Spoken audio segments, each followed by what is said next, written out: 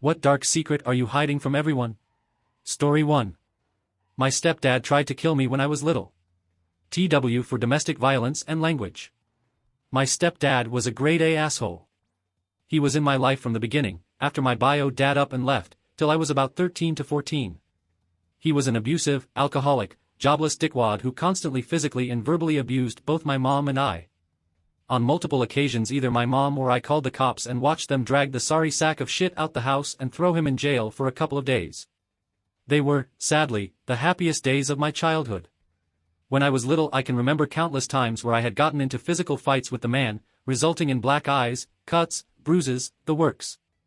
I won't go into detail any further, since it's kinda hard to talk about, but I will say this. I never told anyone about this. This is the first time I've gotten it down in writing or out in the open at all. When I was little, 5 to 6 years old I'd say, I lived with my mom and stepdad in my stepdad's parents' attic. My mom frequently went out during the day for work, and didn't come home till late evening or night. Well, one day, after my parents had a pretty hostile argument, my mom left for work and my dad was pretty pent up. This is what I remember, and continue to remember almost every day since the event. My dad took one of those large, heavy-duty trash bags out of his parents' kitchen, dragged me into the living room of the attic, stuffed me in the bag, and tied it after letting out some air. I remember being terrified, too scared to act out of fear of getting hit or yelled at. I waited till I heard him close the attic door, then proceeded to use my fingers to claw a hole through the trash bag. I remember it taking a while, since I wasn't that strong at the time due to malnourishment and well, my age, but I eventually made it out and laid on the floor just waiting for my mom to get home. If she knows what happened, if she just thought I was playing with a trash bag or what, but that's what I remember and I've been carrying it for years. Thankfully she eventually left that dirt bag and I can now happily say I have an amazing father who I love very much, so this story does have a happy ending. Story 2. I witnessed my fiancé's suicide last year. I moved states afterwards and started a new life. My co-workers, clients, and new friends call me the sunshine of whatever room I walk into, but I'm completely dead inside. Even though I choose to fake it, I resent them for not seeing how fucked up I am. Story 3. I have a secret fantasy life, populated with imaginary friends. It started in grade school, and I have continued all my life. I am in my 50s now, and still prefer to be alone in my imaginary world instead of being with family or friends. I can't even tell my psychiatrist because I am afraid he will lock me up or give me drugs to make it all stop. Story 4. Last Christmas I leaned my sister and I don't have the same father and are technically half-sisters. My sister's biological father tried to start a relationship with my mom that resulted in a pregnancy and ultimately didn't work out. That biological father is dead now, but I didn't probe any further about his identity or how he died in case it was something traumatic for my mom to remember. So she raised my sister as a single mother at my grandma's house in the 80s, then she met my father and they started dating and it worked out because they got married in the 90s, moved into a new house, and a short time after that I was born. She told me never call my sister my half-sister and just pretend all of this doesn't matter because she's my sister and I'm keeping it that way, and if anyone asks about the 10-year age gap I just tell them, it's a long story. Story 5. When I was 16, I conspired with a heroin addict I met online to help me off myself with heroin and dump my body in a dumpster in exchange for my valuables. I lived in a small town and he was in a bigger city where my school had an upcoming trip. We planned for me to slip away during the trip and meet up with him to do the deed. He chickened out last minute and ghosted me. Story 6. When I was young, probably around age 9 or 10, I was walking home with my dog from a house around the block when he cut the corner and walked diagonally through the yard of this super mean old lady who lived at the end of your street. She was in her yard at the time tending to these really fancy-looking rose bushes she had growing in beds along the border with her neighbor. My dog was a very friendly golden retriever who didn't even really come near her and certainly didn't do anything threatening, but she sprayed the fuck out of him with some kind of insecticide or other chemical she was using on her roses. I ran back home with the dog and hosed him off. He coughed a bunch, but seemed otherwise fine. I didn't tell my parents because somehow I thought I was going to get into trouble for letting the dog walk in her yard. I'm glad I didn't tell them, though, because I decided that night to sneak downstairs, out the half-bath window, and down the street to her yard where I cut down every goddamn rose bush I could get my hands on. Story 7. When I was a teenager, I worked at a novelty tourist shop near me. Being the idiot that I was, I stole a wad of cash from the store. It was $100 in ones. I told nobody, but they knew it was missing. Right about the same time, a coworker who was always trying to get me fired was telling someone she got about $100 in tips from her other job. They ended up firing her because they didn't trust that it wasn't her. Story 8. Not super dark, but mine is also stealing from my employer. It was a seasonal job and they told people if you came back next season you'd get a raise. Next season I got a 50-cent per hour raise and mentioned it to a couple other people who had also returned, who it turned out didn't get a raise. They went and complained to the boss, who then took my raise back and gave them each 25-cent raises. I argued with the boss for a bit but eventually just decided I'd steal a few bucks per shift to make up the difference. Story 9. I've struggled with disordered eating for at least a decade. It ebbs and flows. I know it's unhealthy, but the toxic part of me loves the feeling of being empty. Several years ago it was really bad. I was at my lowest weight ever, I had brain fog, difficulty breathing. When I started eating again my stomach would get really bloated even if I only ate a small amount. I gained weight in the last year or so and my depression and anxiety got really bad for a while. My family thinks I don't want to spend time with them. However, I just wanted to stay home because trying on my clothes and the idea of being in public made me want to kill myself. It was easier on me mentally to just stay home. I can feel myself slipping back into my old disordered eating habits unfortunately. Story 10. 2 years ago one of my best friends and I went halfsies on a fuck ton of Xanax. On June 8 we both took Xanax from the batch we split. I woke up, he didn't. No one knows I had anything to do with the drugs that killed him, and I don't know if I can ever bring myself to tell someone. Story 11. When I was younger I lived with my grandmother. Not long after I turned 18 her health started to decline, that sort of decline that you know means she won't be around for much longer. Over the months I did my best to take care of her. Getting her to the hospital when she needed, and other things. We had someone coming every day to help her with things I couldn't. Well, what my family doesn't know is that the night she passed, I was in the living room watching TV. My dog was in bed with my grandma, and I started to hear him whimper and bark. I knew what was happening. I knew that if I acted I could potentially save her. I didn't want to watch her suffer anymore though, to watch her live with so much pain, and unable to do anything for herself anymore. So I made the choice to let her pass before making any calls. She lived 92 years, and the only regret I have is that she passed a month after I would have graduated if I hadn't been kicked out of school. She had been in good enough health at the time to go to my graduation. I still kick myself for how stupid I was back then. Story 12. It's heartbreaking hearing of so many people who were sexually assaulted as children feeling like they have no option but to hide it, lest it cause irreparable rifts between friends, family, and other close ones. Just want to let all of you affected by this know that if you did go public, you're not the cause of any conflict, no matter how anybody else paints it. You were the victim of one of the most heinous things one human being can do to another. The source of conflict is all down to whoever perpetrated the violence against you, and the shame should not be yours to live with. Story 13 that I had an IBS attack once and had to violently shit in a church grounds behind someone's car. Used underwear to wipe too and left that there. Not proud. Story 14. It's not my secret but my mom's. And I'm not hiding it from everyone, just the person who it potentially matters to the most. When my mom was in high school in the 60s, she had a long-term serious boyfriend named Jimmy. They were each other's first, they were together for years, and were planning on getting married. He went away to college, my mom stayed behind, but they were still together. You know what happened next? He cheated and got the new girl pregnant. He comes home to break the news to my mom. Abortion was not legal at the time. He basically says that he wants to be with my mom, but he has no choice but to marry this other girl. My mom was devastated. Here's the secret, my mom was also pregnant by him, but hadn't told him yet. She decided she wasn't ever going to tell him. Jimmy went on to marry the other girl and never knew my mom was also pregnant. She told me that she later threw herself down a flight of stairs to cause a miscarriage. My mom actually reconnected with Jimmy during the early days of Facebook. She didn't have an account, but asked me to look for him using mine. He was still married to the same person. My mom was married to my dad. They wrote to each other for a while, using my account. Ugh. Signed their messages saying, "I love you." My mom passed away a number of years ago. I think about this knowledge I have that Jimmy doesn't. This major life event thing that he doesn't even know happened. That could have changed the trajectory of many lives. I'm certainly not going to tell him. It's not my secret to tell. Story 16.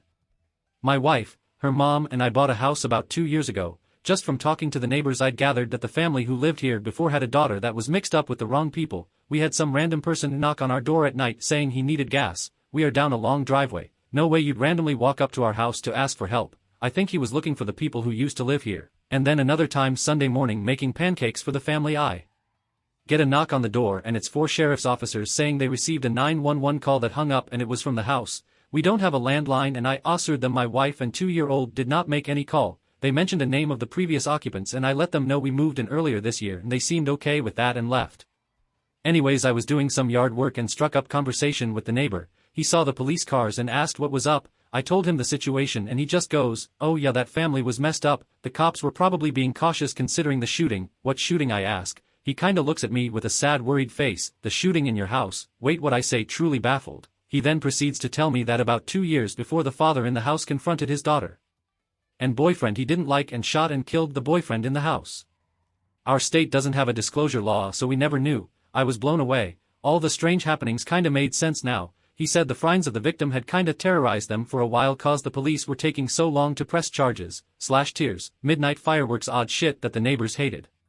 I was shocked but just said, "That's crazy, but hey, do me a favor and never tell my wife or MIL about that. They are a little spooked by things like that."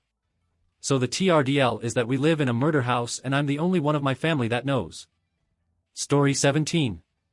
I found my adoption papers a few years ago when I was looking for a copy of my birth certificate. I know my birth mom, I just never had a relationship with her. My maternal grandmother took me in 2002. I never knew she adopted me, I just knew that one day I ended up living with her after telling her one day I don't want to go back home, lol. I also found the letter that my mom wrote as to why she was giving me up. That one really hurt.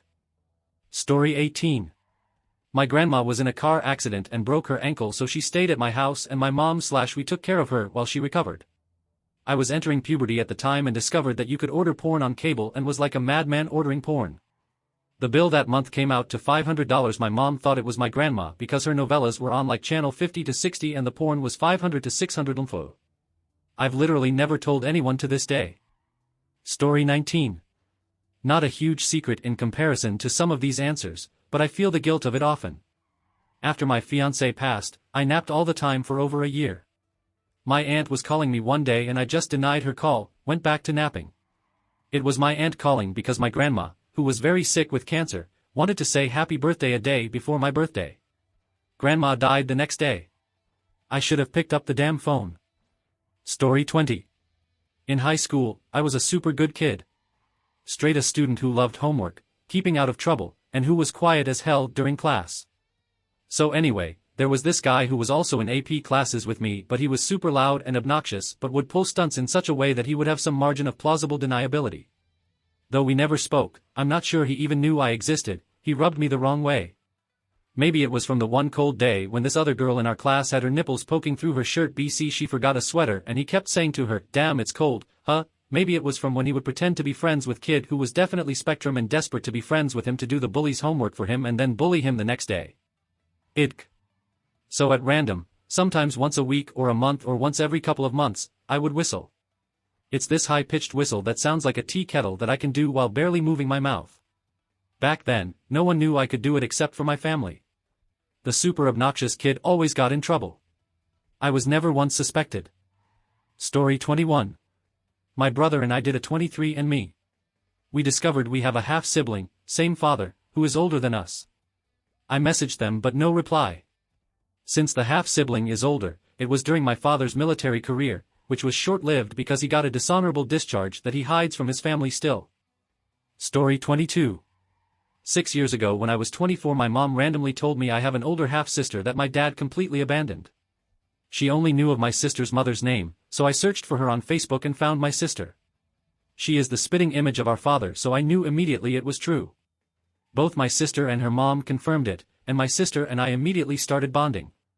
We are incredibly close now. My father's side was overjoyed when I found her, as they knew of her but never what happened to her. We've all welcomed her with open arms, except my father. When she reached out to him, he essentially told her to fuck off, then screamed at me that she wasn't my sister, and continues to call me the bitch that ruined the family. Her and I did 23andMe and we matched as half-siblings, so now there's no denying it. I lost a shitty father but gained an incredible sibling that means 10x more to me. Story 23. My grandpa was stationed in Okinawa, Japan during the Korean War, while in the Marines. He hooked up with a woman there, and she got pregnant. So, I have a Japanese aunt and a few cousins, in Japan, whom I've never met before.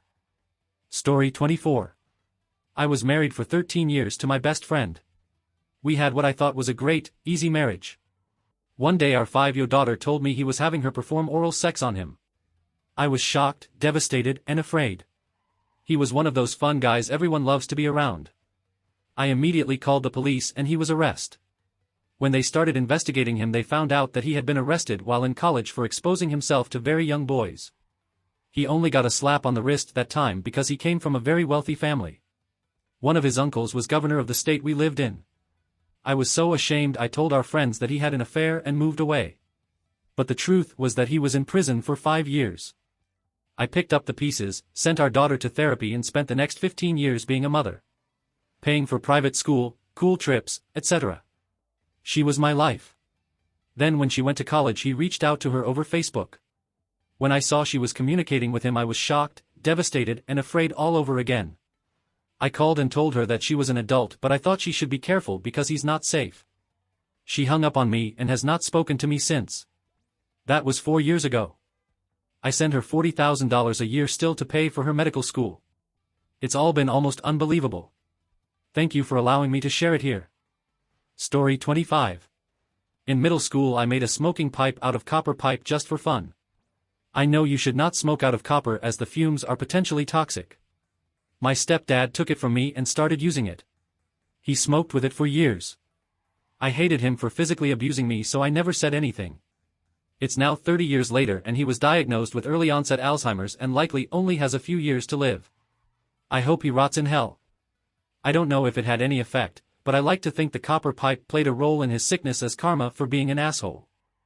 Story 26. My cousin raped me when I was a kid and to this day I haven't told anyone about it. It's been probably around 25 years ago or so, which makes me feel like it's not worth addressing after so much time. I absolutely hated it when his mom asked me why I didn't invite him to my wedding. I still don't know how I should have responded to keep that a secret. Story 27. Most people in my family think that my mother recently died suddenly from complications due to cancer, but she really died from the toxic effects of oxycodone, morphine, fentanyl and methamphetamine. Seems as though she just had herself a secret death party. Story 28. My wife is handicapped and I lied to her that I find it hard to clean/cut up mushrooms. She has self-esteem issues because I can do things much easily than her. So I lied, and now she feels better. Story 29. One of my closest co-workers, who is an integral part to our very large corporation, killed a man in his late teens and threw the body in a lake. He only got off on a technicality. I work remotely so I don't build a lot of personal relationships with people I work with regularly. I googled his full name. It freaked me out at first. But I've kinda gotten over it. I wonder if anyone else knows. It happened 40+ years ago. He will retire soon and then I might ask another coworker about it. I just don't want to stir the pot. Story 30. When I was around 5 or 6, my mom and dad were fighting just about every day. Well, I was napping on the couch when my mom came in very upset and she shook me awake. She asked me if I saw the girl my dad brought home. I've always felt terrible for this BC. I hadn't seen anyone but my dad that whole day. I'm pretty sure he was just playing video games like usual, but for some reason in my sleepy kid brain I answered yes. I said she was with him in their room. I'm honestly not sure why I lied like that, but they got a divorce shortly after and I always felt like it was my fault. Until I recently found out my little sister is actually my half-sister, but that's a whole other story. Story 31. This first part isn't exactly dark, but when I was a kid around 9 or so my cousin who was 12 at the time would make out with me. I didn't really know better at that age but thought I'd be in trouble if I talked about it. For whatever reason about 6 years went by before I saw him again and it was never brought up. Never mentioned. He was like a totally different person. I sometimes wonder if it even happened. My memory isn't very reliable and it was so long ago now. I'm in my 20s. Fast forward a little bit more and I found out he died a couple years ago while cleaning a gun. Accidentally shot himself. My great aunt, who's his grandma and who basically raised him, believes wholeheartedly that it was an accident. But I suspect it wasn't. He grew up around guns and knowing how they work and how to empty them and everything. I find the odds that he accidentally forgot to empty the chamber pretty low. I also know he was struggling with depression and brain damage from a car accident a year prior. But, I won't tell my aunt any of this. I think it would break her heart. Story 32. The only person in my life who knows this story is my husband. When I was 8, I was desperate to be liked by the older boys on the street. I was the youngest boy, other than a baby or two, on the block, so I rarely had any boys to play with. When I was noticed by an older boy, 19, a senior in high school, I was thrilled. He, I'll call him Mike, saw me riding my bike up and down the street one day while he was outside playing basketball with a friend of his, who I will call Sean. Together, they stopped me and talked to me about school, about my bike, and other random shit. Then, Mike invited me inside for a Coke. Since my parents didn't keep soda in the house often, this was a treat. Once inside, my can of Coke in my hand, Mike and Sean started turning the conversation to things I didn't understand. I don't remember exactly what they talked about, but I do remember a lot of questions about my body, my penis, whether I got erections, and if I had ever seen an older boy's dick. This turned into them taking their pants off and urging me to do the same. I didn't want to, but Mike knew I was an insecure little kid. He turned on the manipulation. Oh, well, I thought you were cool, Faustus. I guess not. I don't talk to boys who aren't cool. That kind of shit. I did what they asked from that point on, afraid to be uncool and not have older boys to talk to anymore. That day, all they made me do was touch them. But, for months afterward, until Mike went away to college, I was used by them. Most often, it was just Mike. About half the time, though, Sean was involved. He seemed less gung-ho about raping me than Mike did. Without going into details, if you can imagine something sexual a 19-year-old could do to an 8-year-old, he did it to me. The weirdest part about it all was, though I hated it when it was happening, I missed it when it was over. I felt special when Mike would invite me into his house. When he left for college, and when Sean completely ignored me after Mike was gone, I felt lonely and unwanted again. I never told my parents. To this day, more than 30 years after the fact, they don't know that it happened. Mike and Sean never faced any sort of repercussions for what they did to me. Though, in a small bit of justice, Mike did end up going to prison about 10 years ago for doing the same thing to another boy. There are probably more than just that boy and me, but at least he finally got caught for hurting someone. Story 33. I'm living with my mom right now cause she's going there cancer, but to be honest, I can't wait to see her go. It sounds horrible, but I'd rather see her go than see her suffer even more. It's not like I would get anything out of her will, it's more like it sucks cause she's always in pain and seeing her like that brings me pain.